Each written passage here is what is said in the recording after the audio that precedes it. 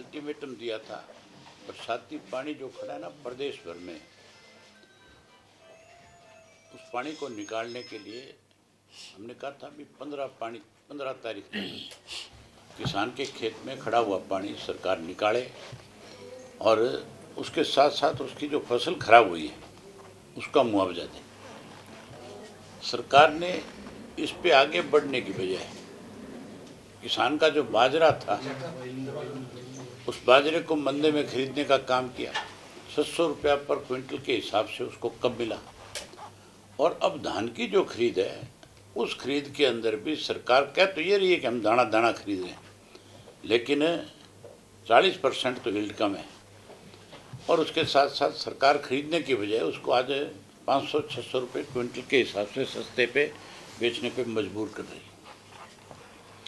हमने आज फैसला लिया, हमने कहा था अल्टीमेटम दिया था 30 तारीख तक काम है, तो हमने आज बैठ करके ये फैसला लिया कि हम पहले 29 तारीख को गवर्नर से मिलेंगे और गवर्नर से मिल करके कहेंगे कि भाई आप हमें इस सरकार पे भरोसा नहीं है और आप इसमें इंटरवीन करें, आप सरकार को हिदायत दें ताकि किसान के खेत से जो पानी खड़ा है बारिश का वो पानी निकले और उसको मुआवजा मिले ताकि वो आगे अपनी गेहूं की बिजाई कर सकें। अगर उसके बाद भी कुछ नहीं हुआ तो फिर हम उसमें अगला जो कदम है आपस में सारे साथी बातचीत करके बड़ा कदम उठाएंगे जिससे सरकार को मजबूर किया जा सके। कमाल की बात है, जहाँ कानून व्यवस्था ठप होगी, जहाँ महंगाई बढ़ गई, जहाँ भ्रष्टाचार बढ़ गया, वहीं किसान को उसकी फसल का मुआवजा देने की बजाय, उसको पूरा उसका दाम देने की बजाय सरकार जो है उसको सस्ते पे बेचने पे मजबूर कर रही है। कितने दिन किसान जो है इस तरह के सरकार के फैसलों को मानने की आखिर मजबूर होकर कुछ फैसला किसान को लेना होगा, कोई बड़ी लड़ाई लड़नी पड़ेगी इसके लिए। तो हम अपनी पार्टी की तरफ से प्रदेश भर के किसान के पास जाएंगे और उसको इस बात के लिए तैयार करेंगे कि हम आपकी लड़ाई लड़ने को, आपकी अगवानी करने के लिए तैयार हैं, आप हमारा साथ दें ताकि सरकार को मजबूर किया जा सके और आपको आपकी फसल का दाम दिलवाया जा सके। दूसरा, जो 2 सुसाइड हुए हमारे यहाँ पे,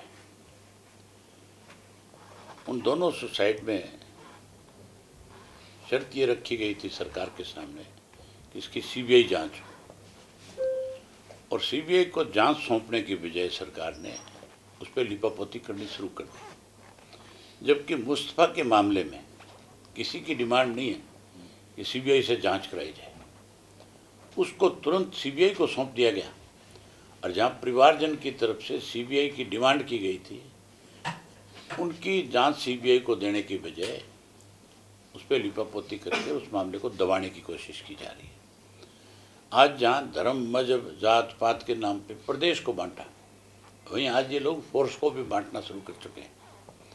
वहाँ पे भी इस तरह से लोगों में आपसी तनाव पैदा करना चाहते हैं। इसलिए इसकी जांच सीबीआई से हो ताकि फोर्स में इस तरह का कोई तनाव पैदा ना हो। आपके माध्यम से एक बार फिर सरकार से कहना चाहता हूँ कि वो तुरंत इस पे अपना किया हुआ वायदा पूरा करे और इसको सीबीआई को जांच सौंपने का काम करे। एक सर, कांग्रेस के प्रदेश अध्यक्ष पर सीएलयू मामले में चार्जशीट दाखिल हुई है। ये भी चार्जशीट आप मान के चलो। जब हमने पिछली प्रेस कॉन्फ्रेंस में खुल के कहा कि भाजपा कांग्रेस के साथ मिल करके इस तरह के इश्यूज को दबाना चाहती है, तब कहीं इनको मजबूर होकर के इसके ऊपर ये फैसला लेना पड़ा। अगर सरकार की नीयत ठीक है तो जो 6 एमएलए के खिलाफ हमने दिया था लिखित में, उन 6 के 6 खिलाफ चार्जशीट दाखिल करें, उन 6 के 6 को फिर से एसआईटी की तय गठन करके और उसकी जांच करके पूरे मामले की फिर आगे बढ़ना चाहिए। सर, आपको क्यों लगता है कि मोहम्मद मुस्तफा का मामला सीबीआई को क्यों सरकार देना चाहती है? हालांकि आपने भी जैसे कहा, और नहीं, किसी ने डिमांड करी नहीं।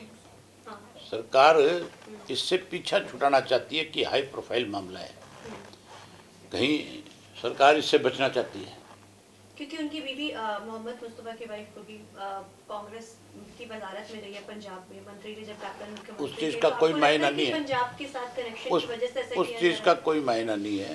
जी मायना तो इस बात का है कि क्यों इन्होंने सीबीआई को जांच दी, क्यों जांच करने से कतराई सरकार, जबकि जो इश्यू सीबीआई को जाने चाहिए उनको सीबीआई को देने के बजाय प्रॉमिस करके पीछे हट रहे हैं। और इस मामले में जिसकी किसी ने डिमांड ही नहीं करी।